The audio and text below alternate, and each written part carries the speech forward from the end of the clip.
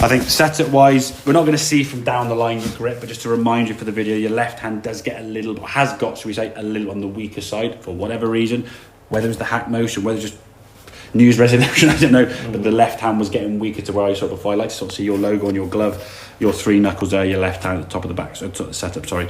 So before here, as you went back, club was going back, okay, I don't think that's in the practice, oh we did actually, yeah, so this is something you tend to do, so you do a practice swing here now, and then even there, that club is coming outside for me a bit more than you wanted to. If you're trying to rehearse sort of swinging across, or sorry, more from this direction and shallowing, you've got to be doing that a bit more in your practice. You tend to have that tendency to sort of almost just return the club back over the top. So just be mindful of that when you do your rehearsal swings, okay? Because as you add speed to it, speed's going to send the golf club in that direction. You'll see this as you go back. Top of the backswing, okay, left wrist nice and flat. Now your first move through that right neck area. So that's gone quite steep. It's in line with your left forearm, not your right. Really steep from there. Left arm's coming in. Now try and spread that club face up. Your left arm is just going to be really difficult to do that, okay? So with the club shallowing and working on this left arm now, getting the club to square up, okay? So take away here now. The fact it's a bit on the inside, I don't mind that, okay? Top of the backswing, same good position, okay? Look at the difference in the club position there. That's shallower, yeah? I mean, I wouldn't say it's a shallow golf swing, but it's certainly not a steep swing. It's certainly a lot shallower than that in terms of positions you're getting into. So as the club now starts coming back to the golf ball, club's working more from the inside path here now. Club face squaring up, impact position there's decent. I mean, shoulders are nice and square, right arm is nice and soft into your side there, right foot's rolling, the weight is shifting to target, okay? As you then swing through, good release of the body. Left elbow not anywhere to be seen there at that sort of position. You're releasing the club there, your elbows are still down, and the key thing when you come through impact here now, this elbow now is a bit more below your left shoulder, okay? It sometimes gets a bit high. In an ideal world, if I was being picky, that would be a little bit more kind of in front of you, I guess, rather than so far in there, but that's just me picking at straws, to be fair. The general movement of that golf swing was pretty decent, and the ball then can start online with a nice draw. But you've got to focus primarily on that club face going back and through the ball there with that left wrist, and just focus on that left movement there as you come back down with your left hand, okay? Does it come a little bit on the steeper side? Yeah, slightly, but if we look at that position there compared to that's chalk and cheese, isn't it? I mean, that is a big change, and that's the thing, you can always change your path, so your angle pretty quickly, but you might change that and then change other things at the same time. That completely messes things up, okay?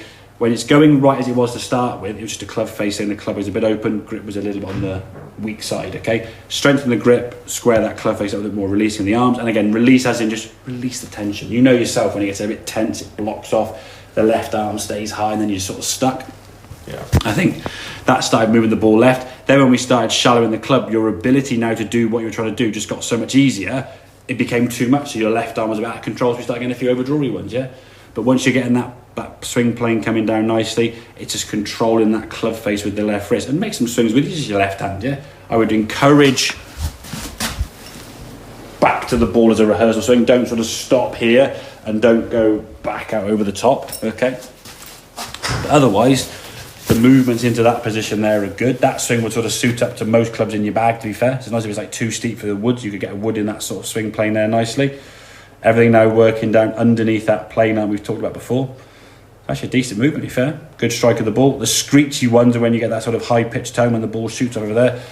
Just catching the hosel there. And that's usually a little bit of a sign you come a bit over the top, that's all. So yeah, I would say, yeah, get that left hand looking, feeling a little bit stronger. So slightly more, maybe handle forward, left wrist a little bit more over the grip slightly, okay? So your knuckles are a bit more visible, the logo's a bit more in the sort of a vision there, okay, set up. And then from there now it's just work on that club face.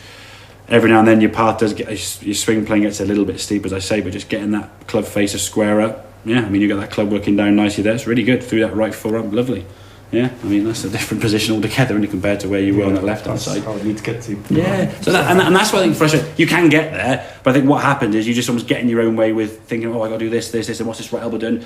As I said before in the video, your engine, the body movement, your pivot with your hip and all that, I'd say is really good, yeah? And for the most part, all the stuff we've done then from the previous swings back in the sort of end of last year, September, October time, where we were looking on kind of getting that body to pivot, you do that really well now. Just your left arm gets a little bit kind of out of sync and sort of blocks off here, and then sort of holds up here too much and finish it's almost like a bit of a cricket shot, I guess, in some ways. So you just block it out to the right, and then the only way you can fix that is by just sort of bending an elbow and sort of flicking it. That's when you hit the ground behind the ball and your strike goes a bit funky, yeah?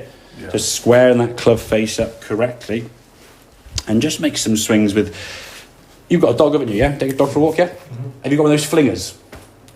Joking aside, get one of those flingers and just get used to flinging it and learn to fling it straight. That'll be a good skill. Again, you just do it when you're taking the dog for a walk around the golf course, yeah? I mean, you can wander some partners, just get used to flinging that there, and then, because if you go York, you'll be like, you'll go over there somewhere, yeah? So that'll be almost a nice chilled out way, because you're walking your dog. It should be a chilled out thing from what I've been told. So, yeah, just get that sensation of just flinging that left arm to target. Okay, mate? Okay.